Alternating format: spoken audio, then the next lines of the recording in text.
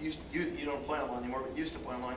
I mean, people 3-bet a sick amount of times. I mean, you know, the 3-bet raise percentage online is what a normal raise percentage is in a tournament like this.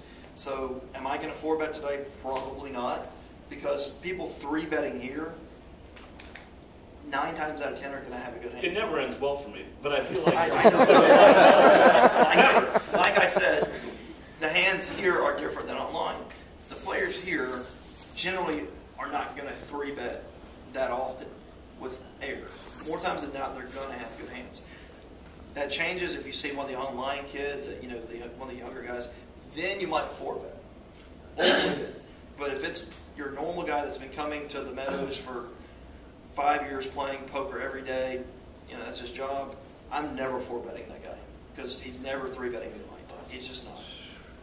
But, you know, if it's a kid that just can't play on the internet anymore and now he's got to come play this tournament and he 3-bets me, then yeah, he's going to get 4-bet more often. Well, then how important is it to 3-bet somewhat regularly? I love 3-betting. You know, if your table's really passive, 3-betting is just incredible because, first of all, I'm 3-betting in position.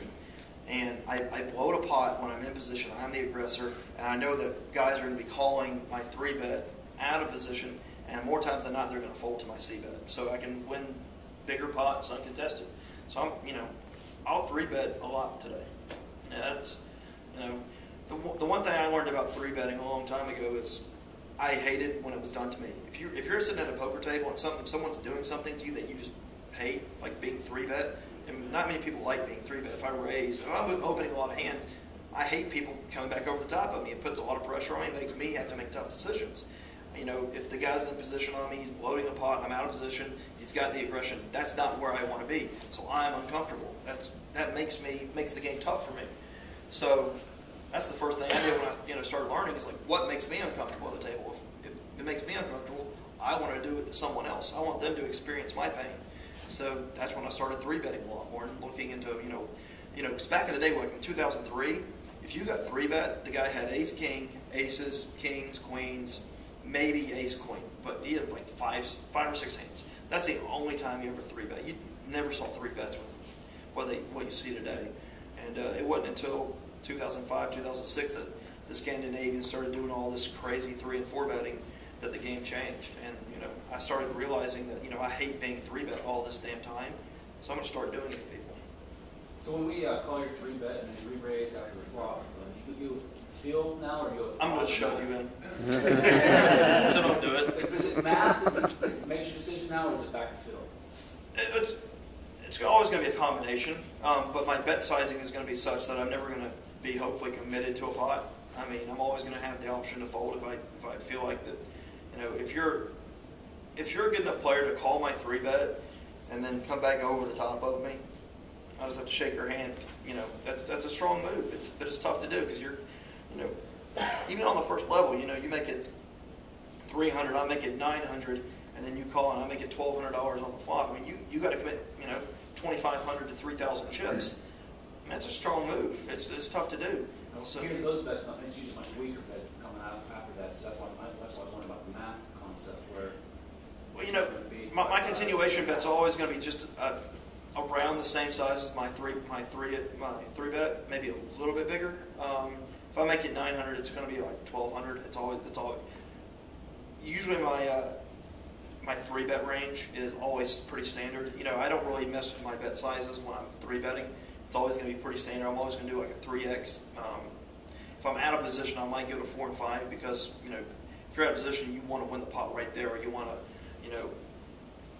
really define your hand. You don't want to play out of position very much. I don't like playing out of position, so if I do have a hand where I want a 3-bet, it's probably going to be a better hand, and I'm going to make it more.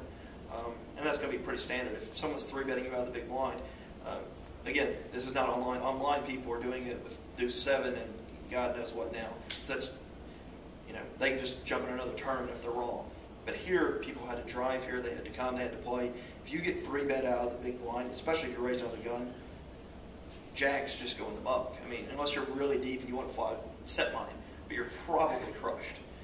It's just you're not going to get 3-bet out of position that often here. And when you do, you're probably going to be in bad shape, unless you got a premium hand.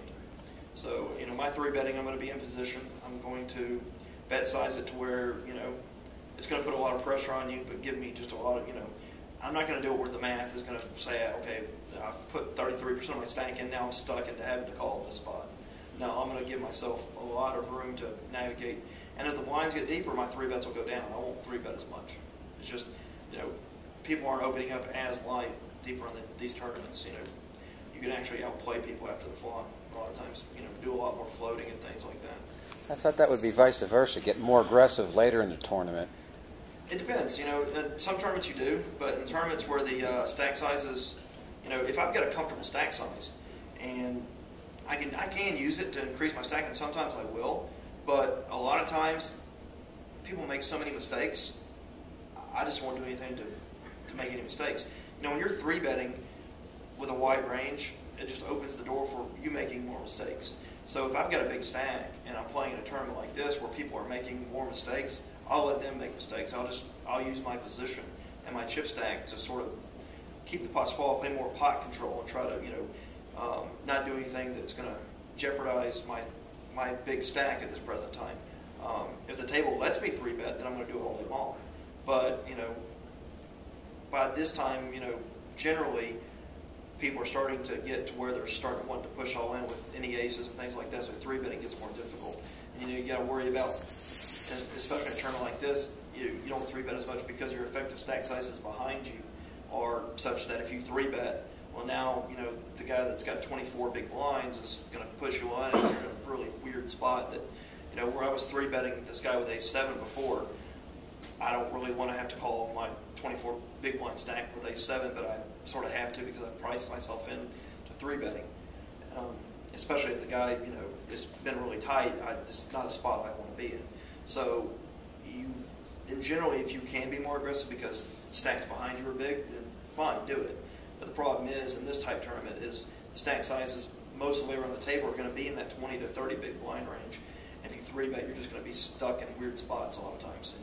There's the spots you just don't want to be in if you can So avoid it. what are the mistakes we're looking for other than getting lucky and having me at your table and five betting into jacks with a king kicker or a set of jacks? I mean, what are the mistakes that you